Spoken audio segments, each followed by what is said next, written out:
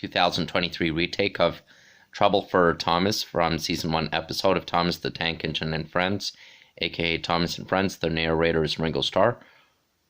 Originally from Thomas Gets Tricked and Other Stories. Here we go.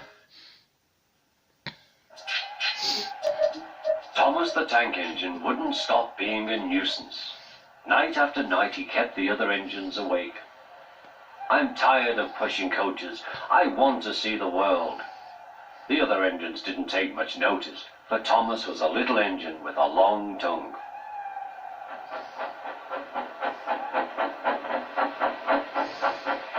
But one night, Edward came to the shed.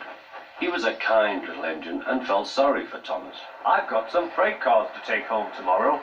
If you take them instead of me, I'll push coaches in the yard. Thank you, said Thomas. That will be nice. Next morning, Edward and Thomas asked their drivers, and when they said yes, Thomas ran off happily to find freight cars.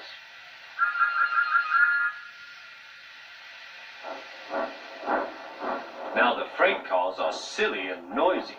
They talk a lot and don't attend to what they are doing, and I'm sorry to say they play tricks on an engine who is not used to them. Edward knew all about freight cars. He warned Thomas to be careful, but Thomas was too excited to listen.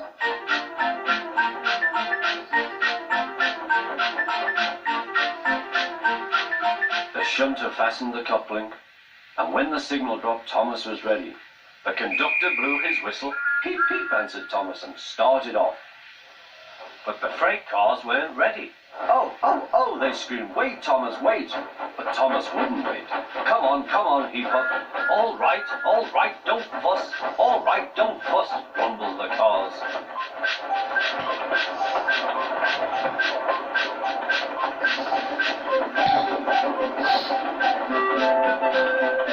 Thomas began going faster and faster.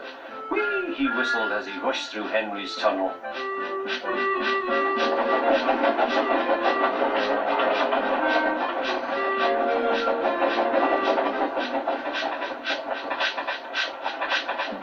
Hurry, hurry, called Thomas. He was feeling very proud of himself. But the cars grew crosser and crosser. At last, Thomas slowed down as he came to Gordon's Hill.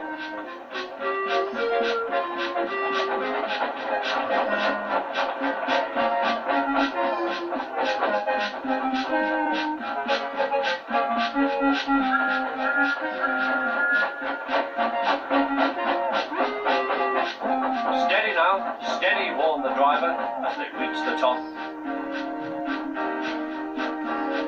He began to put on the brakes. We're stopping, called Thomas.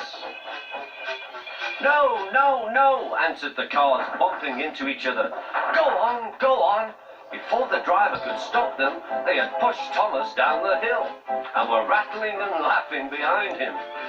Poor Thomas tried hard to stop them from making him go too fast. Stop pushing, he hissed. The cars took no notice. Go on, they giggled in their silly way.